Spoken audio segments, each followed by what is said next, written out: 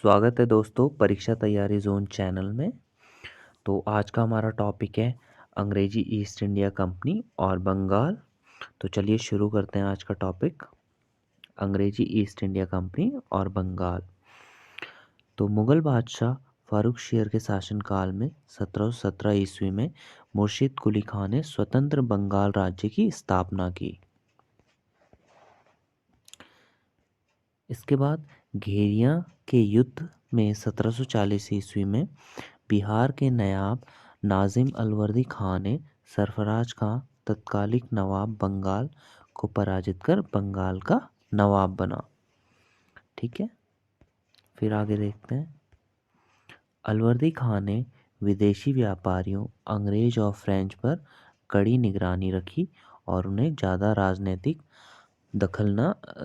दखल देने से रोका। किसने? अलवर्दी खान ने।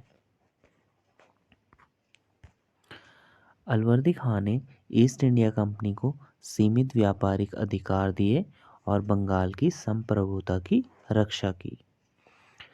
अलवर्दी खान ने यूरोपियनों की तुलना मधुमक्खियों से की। 1756 ईस्वी में अलवर्दी खां की मृत्यु के बाद उसकी छोटी बेटी का पुत्र सिराजुद्दौला बंगाल का नवाब बना। तो अब सिराजुद्दौला बंगाल का नवाब बना कब? 1756-57 ईस्वी में। तो सिराजुद्दौला बंगाल के अंतिम स्वतंत्र नवाब थे जो अंग्रेजों और उनके सहयोगियों की साजिशों के कारण अपने शासन को बचाने में असफल रहे। 20 जून 1756 ईस्वी में अंग्रेजों ने नवाब की अनुमति के बिना कलकत्ता फोर्ट विलियम की किलेबंदी प्रारंभ कर दी।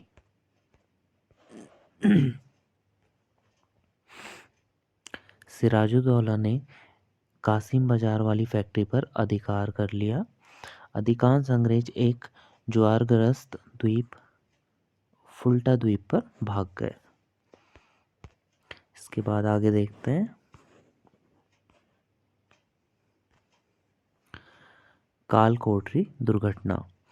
नवाब सिराजुद्दौला के शासनकाल में 20 जून 1756 ईस्वी को काल कोठरी दुर्घटना हुई जिसमें 146 अंग्रेजों को बंदी बनाया गया, जिसमें मात्र 23 जीवित बचे लोगों में एक हालवेल था जिसने इस भ्रामक घटना का जिक्र किया था। तो 146 अंग्रेजों को एक कमरे में बंद कर दिया था जिसमें से मात्र 23 अंग्रेज बचे थे। आगे देखते हैं। फरवरी 1757 ईस्वी में अंग्रेजों ने पुनः कलकत्ता पर अधिकार कर लिया तथा हुगली और आसपास के क्षेत्रों को लूटा। इसकी प्रतिक्रिया स्वरूप दोनों पक्षों के मध्य युद्ध हुआ किंतु अनिर्णित समाप्त हुआ। अंत में 9 फरवरी 1757 ईस्वी में अलीनगर की संधि हुई जिसके तहत फैक्ट्री तथा किले अंग्रेजों को वापस कर दिए गए व अंग्रेजों को कलकत्ता को पुनः किलेबंदी करने की स्वतंत्रता मिली। फिर आगे देखते हैं। परंतु अंग्रेज शर्तों से संतुष्ट न हो सके और नवाब को अपदस्थ करने के लिए षड्यंत्र करने लगे। अंग्रेजों ने नवाब के संबंधी तथा सेनापति मीर जाफर को नवाब बनने का लालच देकर अपनी ओर मिला लिया। तो यहीं से वो षड्यंत्र करने लग गए थे अंग्रेज। किसके खिलाफ?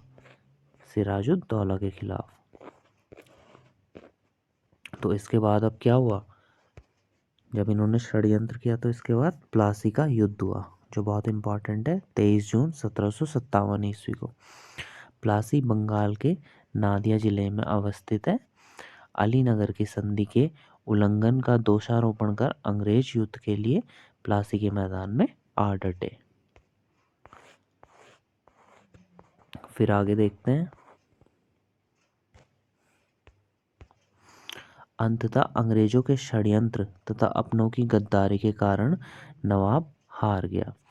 इस युद्ध में नवाब सिराजुद्दौला के विश्वास पात्र के रूप में मीर मदान तथा मोहनलाल ने लड़ाई लड़ी।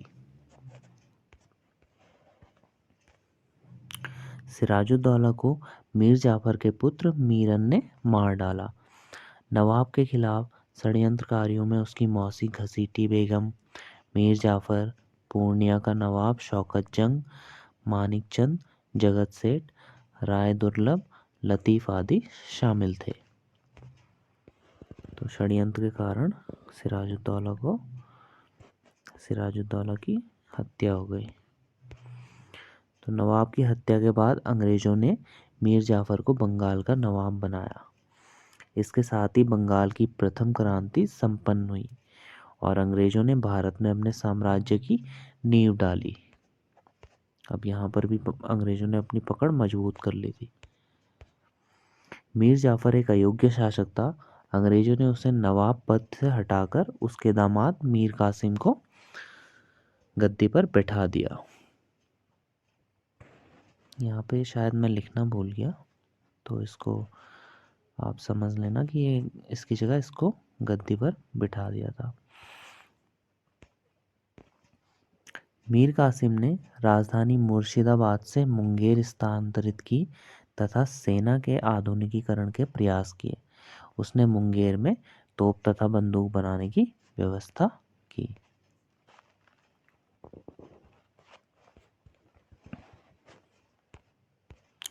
अंग्रेजों द्वारा दस्तक के दुरुपयोग को रोकने के लिए समस्त व्यापारियों के लिए आंतरिक व्यापार कर मुक्त कर दिया गया।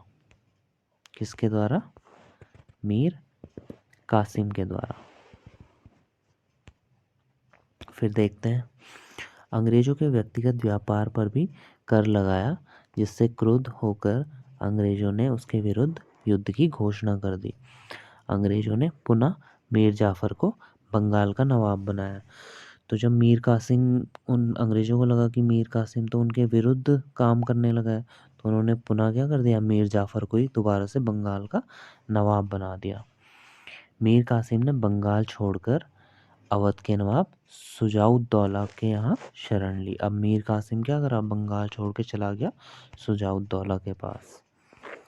फिर आगे देखते हैं इसके बाद क्या हुआ। इसके बाद मीर कासिम ने शुजाउद्दौला तथा बादशाह शाह आलम द्वितीय से सहायता प्राप्त कर संयुक्त मोर्चे के साथ बक्सर में अंग्रेजों को ललकारा। तो अब एक और इम्पॉर्टेंट युद्ध हुआ इसके बाद। जब मीर कासिम यहाँ से चला गया तो फिर उसने अंग्रेजों के साथ कौन सा युद्ध लड़ा? बक्सर का युद्ध, ठीक है, जो हुआ 22 अक्टूबर 1764 ईस्वी को। तो बक्सर बिहार में अवस्थित है। इस युद्ध में एक तरफ बंगाल के अपदस्थ नवाब मीर कासिम, अवध के नवाब शुजाउद्दौला तथा मुगल सम्राट शाह आलम द्वितीय की सेना, ठीक है, त्रिगुट थी। तो इन तीनों को मिला के त्रिगुट बोला जाता है, ठीक है, तीनों की सेनाएं। वहीं दूसरी ओर हेक्टर मुनरो के नेतृत्व में अंग्रेजी सेना थी। तो अंग्रेजी सेना की ओर से हेक्टर मुनरो ने नेतृत्व किया। फिर आगे देखते हैं, इस युद्ध में त्रिगुट सेना पराजित हुई। मीर कासिम हार कर दिल्ली की ओर भाग गया, ठीक है।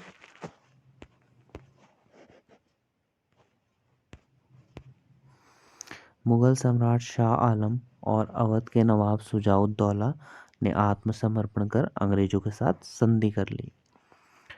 बक्सर विजय के बाद अंग्रेजों की भारत में वास्तविक रूप से सत्ता स्थापित हो गई, ठीक है। कब? बक्सर युद्ध के बाद।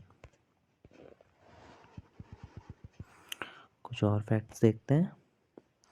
प्लासी के युद्ध के बाद क्लाइव बंगाल का गवर्नर बना, ठीक है। रॉबर्ट क्लाइव जो था बंगाल का गवर्नर बना।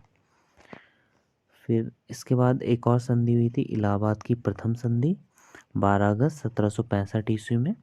तो रॉबर्ट क्लाइव ने बक्सर युद्ध में पराजित मुगल बादशाह शाह आलम द्वितीय के साथ इलाहाबाद की प्रसिद्ध संधि की।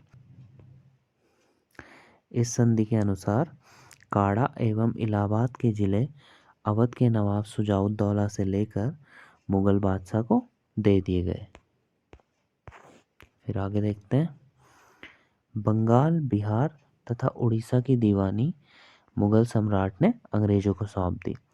अंग्रेज़ों ने मुग़ल बादशाह को 26 लाख रुपए प्रतिवर्ष पेंशन देना स्वीकार किया।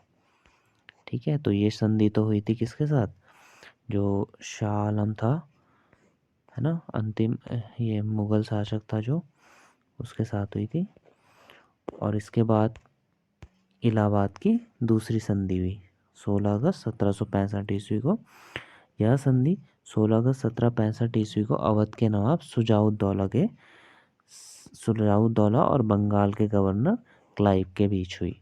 ठीक है, तो दूसरी संधि किस किसके? सुजाउद्दौला और रॉबर्ट क्लाइव के बीच।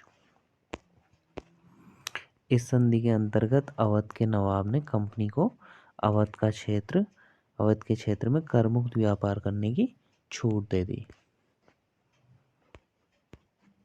नवाब ने अंग्रेजों को 50 लाख रुपए और चुनार का दुर्ग दिया। और अंत में नवाब ने काड़ा व इलाहाबाद का क्षेत्र मुगल सम्राट को सौंप दिया। तो इस संधि से फिर अंग्रेजों ने अपने को और मजबूत कर लिया, इन सब से भी संधि करके। तो दोस्तों, आज इस वीडियो में इतना ही करते हैं। तो अगर आपको इस वीडियो के माध्यम से थोड़ी सी भी हेल्प मिली हो तो चैनल को लाइक एंड सब्सक्राइब ज़रूर करें। और वीडियो देखने के लिए धन्यवाद। मिलते हैं नेक्स्ट वीडियो में। Thank you.